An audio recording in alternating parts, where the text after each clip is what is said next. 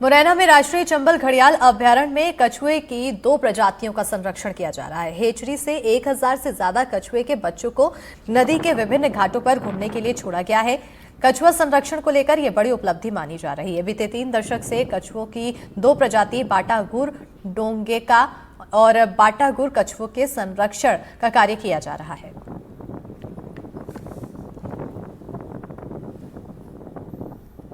अभी पूरे चंबल सेंचुरी में हमारे 4 हेचरी बनाई गई है अस्थाई। ये बरौली में है जो गेम रेंज सबलगढ़ में आती है। वहाँ पे 125 नेस्ट की हेचरी बनाई गई। उसके बाद एक हेचरी बटेश्वरा गेम रेंज देवरी में बटेश्वरा में बनाई गई है, वहाँ पे 30 नेस्ट रखे गए हैं।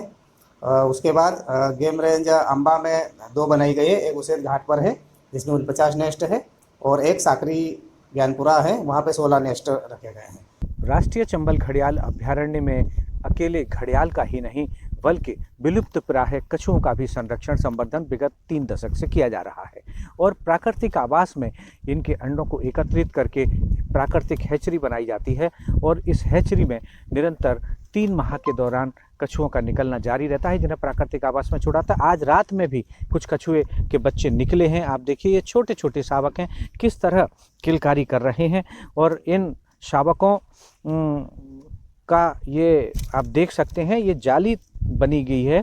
इस जाली के नीचे ही एक पूरा नेक्स्ट है जिसमें 25 से लगभग 35 तक अंडे होते हैं और निरंतर इनमें से बच्चे धीरे धीरे निकलते हैं और उनको चंबल नदी में छोड़ा जाता है। और इसके बारे में जो इनके केयर टेकर हैं वो जान लें कि क्या है। जी यहाँ साहब हैचरी है बनी हुई है उस घाट पे और जो कछुओं के बच्चे हैं अंडे ले आते हैं, फिर रखते हैं, फिर बच्चे निकलते हैं। अभी इस हैचरी में कितने नेक्स्ट हैं? अभी 300 से ऊपर तो निकल गए, अभी कम से कम 700-800 और होंगे। तो कितने नेक्स्ट हैं इसमें? कितनी? 49 नेस्ट हैं।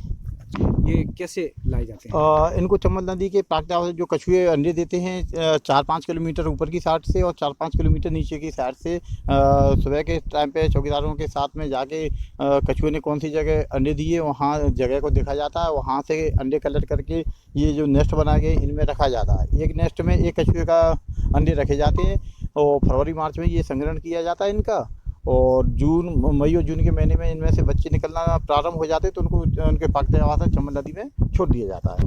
विशेष तरीके से उनका रखने का एक तरीके से उनका वो होता है, तरीके से उसमें रख करके उनको तत्काल देवरी मुरैना हेचरी में पहुँचाया जाता है। देखिए यानी कि प्राकृतिक हैचरी बनाई भी गई है, उसमें से भी जो बच्चे निकलते हैं कुछ को रिसर्च के लिए देवरी घड़ियाल अभयारण्य केंद्र पर रखा जाता है, जहां लगातार इनका लालन पालन किया जाता है और एक निर्धारित समयावधि के बाद जब ये जीवन यापन के लिए बेहतर हो जाते हैं तब इन्हें चंबल नदी के प्राकृतिक आवास में छोड़ दिया जाता है।